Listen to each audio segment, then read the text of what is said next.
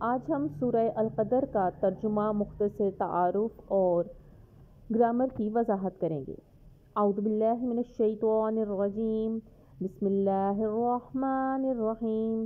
انا انزلناہ فی لیلۃ القدر، بے شک ہم نے اس قرآن کو شب قدر میں نازل کیا۔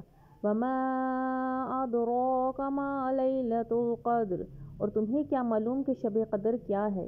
لیلۃ القدر خیر من الف شہر، شب قدر 1000 مہینوں سے بہتر ہے۔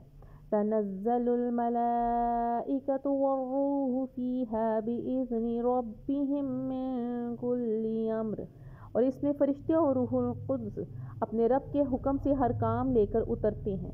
سلام ہی حتی مطلع الفجر، اور یہ رات طلوع فجر تک سلامتی ہے۔ سورہ قدر کی وجہ تسمیہ۔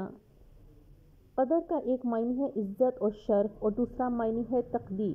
سورہ قدر میں شب قدر کی فضیلت کا بیان ہے، اس لیے اس کا نام سورہ قدر رکھا گیا۔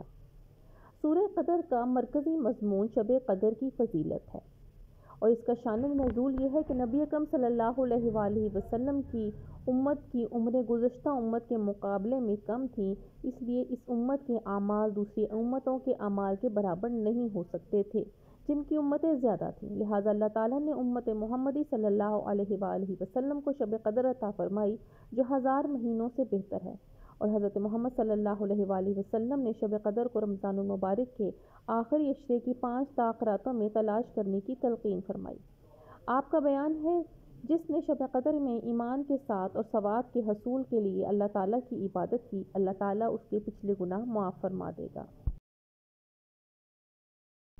سورۃ القدر میں بتایا گیا ہے کہ شب قدر اپنی فضیلت کے اعتبار سے 1000 مہینوں سے بہتر ہے۔ اس رات کی فضیلت کی وجہ یہ ہے کہ اس رات پورا قرآن مجید لوح محفوظ سے آسمانی دنیا یعنی فرشتوں کے عبادت کی جگہ بیت العزت پر نازل کیا گیا، پھر وہاں سے 23 سال کے عرصے میں حضرت جبرائیل علیہ السلام کے ذریعے نبی اکرم حضرت محمد مصطفیٰ صلی اللہ علیہ وآلہ وسلم پر تھوڑا تھوڑا کر کے نازل فرمایا گیا۔ سورہ القدر میں بیان کیا گیا ہے کہ شب قدر میں اللہ تعالیٰ کی طرف سے ایک رمضان سے اگلے رمضان تک تمام مخلوقات کے لیے مقرر کردہ احکام فرشتوں کے سپرد کر دیے جاتے ہیں، اور سورہ قدر فجر تک سلامتی والی رات ہے۔ اب ہم گرامر کے لحاظ سے سورہ قدر کی وضاحت کریں گے۔ سب سے پہلے اس میں حرف مشبہ بالفعل انا آیا ہے جس کا مطلب ہے بے شک، اور آپ جانتے ہیں کہ حرف مشبہ بالفعل اپنے بعد میں آنے والے اسم یعنی مبتدا کو زبر دیتا ہے۔